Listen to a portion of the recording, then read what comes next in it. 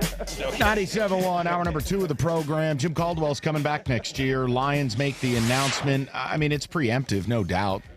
I think because now you shut it down. You shut the conversation down. Nobody's going to walk in that press conference tomorrow and ask about his job. In all likelihood, when you lose to Seattle this weekend, you avoid that circus about job and speculation. But look, I think it's really interesting, and I think part of the reason we're not getting the phone response, I think a lot of people are resigned to their fate. I think a lot of people knew he was coming back. I mean, I've talked about it for weeks. I'm like, guys, I want to tell you something different. Sully didn't know. I think young Michael is a young guy. I think Mikey is thinking with his heart and not his head. No, it's just this is so typical. This is such a Lions thing to do, to bring him back, to not have any expectations. He can go in and lose his last 4 games of the year. Made the playoffs. And you're just going to trot him back. Yeah, made the play, backed into the playoffs. Didn't make the playoffs. But I'll play devil's advocate with you. I'll be like typical Lion Kool-Aid drinker. Only Lions coach, and did please spare me to Gary Moeller, to really finish with a winning record. Not 4-3, 27-21. Made the playoffs 2 out of 3 years. Calvin Johnson walks away. Sue walks away. He goes through a transition, new GM. Mike, I know he's not good on field. One of the worst franchises in all of sports. But thank you for that. It's tragic to have that NFC North lead in the palm of your hands and to just give it all away like they did, to end the season like they did. They played real just teams. Sneak in. It's terrible what happened. So what do you do? Yeah, it is, but you have to understand, we've seen 2-14, 0-16, 4-12. I just don't know why this decision's coming today. If he goes out and loses to Seattle, he should be gone. Okay, this should not be announced today. This is why you announce it today.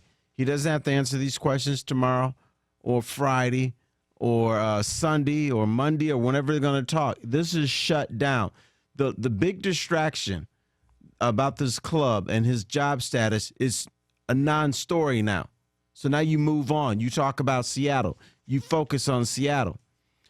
This is a franchise that when they make the playoffs, that's their victory. That is their Super Bowl. So you wouldn't get rid of your coach. Well, you know what? This is. Are you a Lions fan? Yes or no? Yes. Okay. This is what you're dealing with. You understand that. I know, Terry. It's typical. This is so typical of something the Lions would do. When this man goes out in public, if they're to win a playoff game, he will not only get chastised by any players he runs into, but he'll be chastised by the fans. Hey, Valenti, we won a playoff game. What do you think now, huh? Here's what I think. I got 4 Super Bowl rings. Go away. I mean, like, who cares? See, that's the difference. This is why this fan base is tragic. The whole thing. I feel terrible for these people. I mean, they don't know any better. I just can't get bent out of shape that Caldwell's back because look what he's done. I mean, look, I just view it as, hey, if this guy can't bring me a championship, then I have no use for him. I don't think this organization or fan base thinks in terms of championships. I think they see a guy who provides stability, continuity, a respect level, and they go, hey, it's good enough. Well, and here's an important thing. This is an important thing for me. My understanding is that Quinn believes this. Quinn was the one that said to some of the people inside the organization, you know, he brought stability. The locker room believes in him, blah, blah, blah. I believe in him too. This is an outsider, came from New England. I'm going to respect this man for right now. If he believes this, which I think, I'm not 100% sure, I think that's what he's thinking, then I'm okay with this. Feedback's coming in, and you can dial in, too. Got a couple open phone lines. Just regarding, Caldwell's treatment, clearly he's been treated fairly by the organization. He was kept during the transition, and they're keeping him next year. I'm asking about, do you believe your fellow fan, and do you believe the media has treated Caldwell fairly?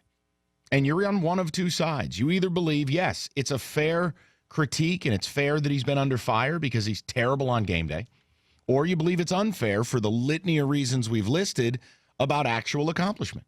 248-539-9797. Chip Kelly was 28-34 overall. No talent in Frisco or Philly. He's considered a total failure. Caldwell's his equal. He had mutiny. Chip Kelly had mutinies, though. There's a big difference. Just heard the Caldwell news. Can't express how pissed I am not watching the game. They're going to lose badly. Caldwell still gets to keep his gig. Lions and their fans will never learn. You guys are pathetic. Good thing they're keeping Caldwell because there are so many other teams who want him. Or not. Quinn is a puppet to the Fords. You guys are a joke. Good luck spinning it to the sheep. I agree 100% with your assessment of the Lions. That's from Rob.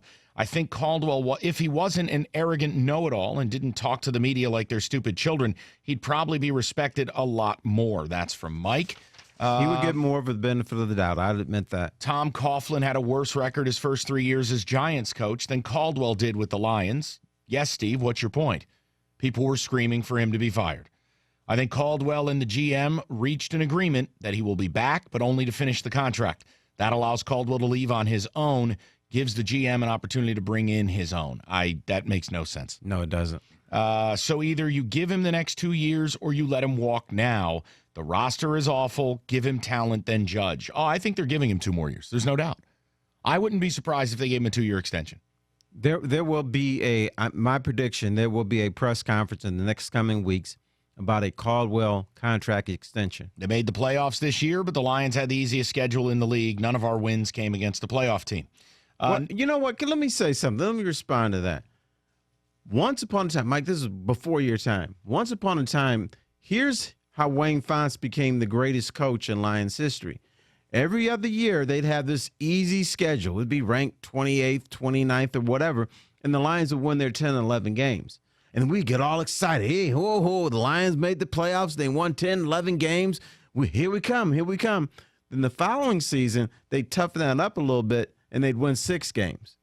So we were on this up and down with Wayne. That's how you became the best coach, and that's how you became the worst coach in Lions history, all rolled into one. Number of people still angry about Charlie Brown. Charlie Brown's the epitome of the Lions organization. From Jake, may you burn in hell for your egregious error pertaining to Pigpen. # never forget.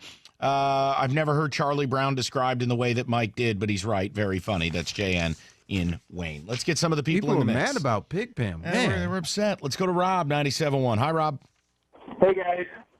I'm not happy with this either, but unfortunately, I don't think there's really any other choice. I think the main thing right now is that he should not get any more than 2 years, like you said, Mike. But I think between Quinn and Caldwell, there's got to be some contingencies established. Obviously, making and winning a playoff game should be the most important. But also, my 2 big beefs about him is that he has a horrible ability to make any effective changes at halftime during the course of a game. And I believe that also, on the other hand, he's got to figure out how to get the running game going. We've never seen Matt Stafford play with a decent to very good running attack, and I don't know if that's because of the offensive line and or of the running backs, but that's got to get figured out ASAP. Well, here's part of the problem. What running backs do you fear on the Detroit Lions? Zach Center? The one that was hurt all year. Okay. Well, there's a fact. That's a factor. Your bigger But I don't think he's all right. terrible. That's my It's question. amazing. Okay, I'm doing this because it sounds like you're talking through a toilet paper roll. Listen to me. Your biggest problem is your offensive line and all the first-round draft picks and all the money that you spent really isn't any good. So that's an organizational problem. Correct. But again, Quinn brought in Decker. Quinn brought in Glasgow. We have to let those guys develop. I think Decker had a good rookie year. But I was reading a comparative analysis of your offensive line to Seattle's. And everyone makes fun of Seattle's. Yes, they Seattle do. doesn't spend money on it. They don't use high draft picks. They kind of piece it together. The truth of the matter is, by metric, your offensive line really isn't that much better than Seattle's. And that is an indictment. You've used first-round selections on Decker and on Reif. Swanson was a third-round pick. Warford was a third-round pick. Glasgow, the lowest of the bunch. Tomlinson was a first-round pick, but he stinks. So for everything you've invested, both monetarily and draft pick-wise, you still really aren't outproducing Seattle's by that much. And in the end, that's one of the great debates because Seattle doesn't spend any money on their line, they could spend all that money on impact players that go to the Pro Bowl, players that are difference makers. So ultimately, the Lions still have a lot of work to do. And I know we all focus on the running back, and I know they need a running back.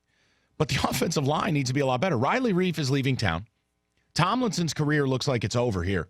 Mm-hmm. So 2 first-round picks busted out. Those are gone.